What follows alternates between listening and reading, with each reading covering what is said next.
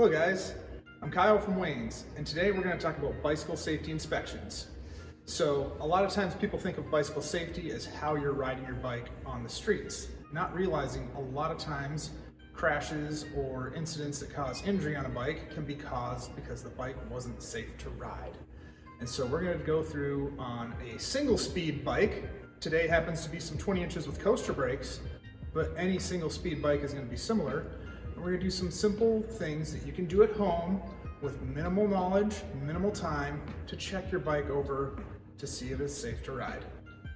The first thing I do for a safety inspection is what I call a drop test. I lift the bike up a few inches off the ground and just kind of let it drop. I don't hear any unsuspecting clunks. I don't hear the chain rattling around. It sounds pretty good.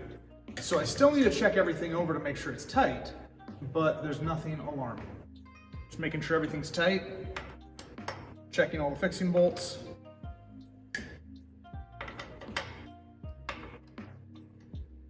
All that stuff was tight. Check the seat. Seat collar is tight. We also need to check all the fixing bolts for the wheels. Those are tight.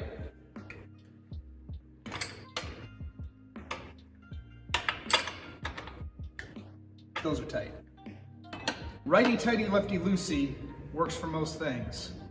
Pedals are not threaded the same. So when the wrench is sticking straight up, if I push this to the rear of the bike, I'm going to loosen that pedal, remove to the rear.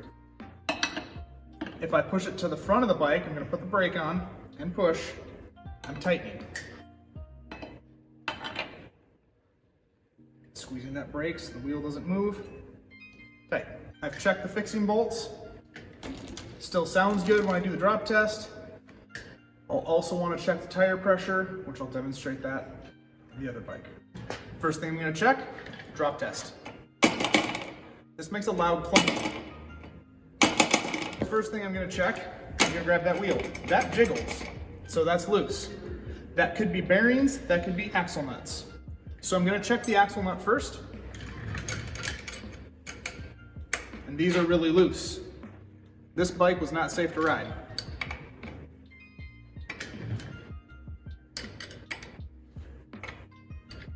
I've done many safety inspections for schools and scout troops, and there are many times what I'm finding loose on this bike is a real scenario. I'm also going to check the nuts on the back.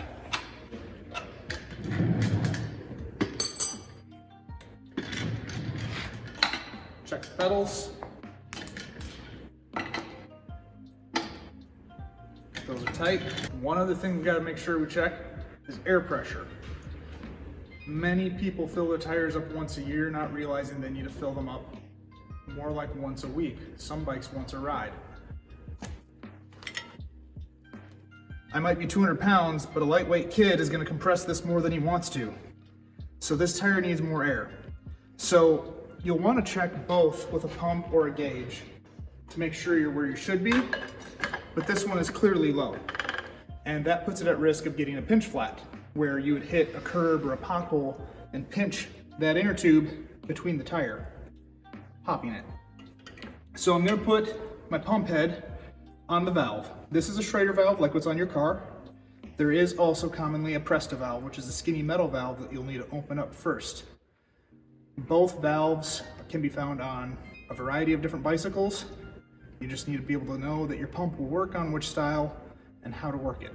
This pump head has one hole, and this one will automatically adapt to both Presta and Schrader.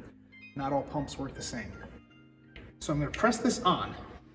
If your valve is sinking in, sometimes put your thumb behind it. And then right now this is at 8 PSI. Since this is for a kid, I'm going to put 25 PSI.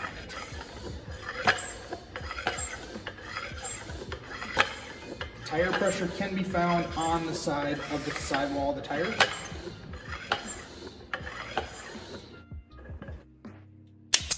And remove. If you are finding a lot of things loose on your bike, and you're not sure how to tighten it, or if you're not feeling comfortable that you have properly looked your bike over, bring it to a bike shop. They've got all the tools and knowledge to help check your bike over.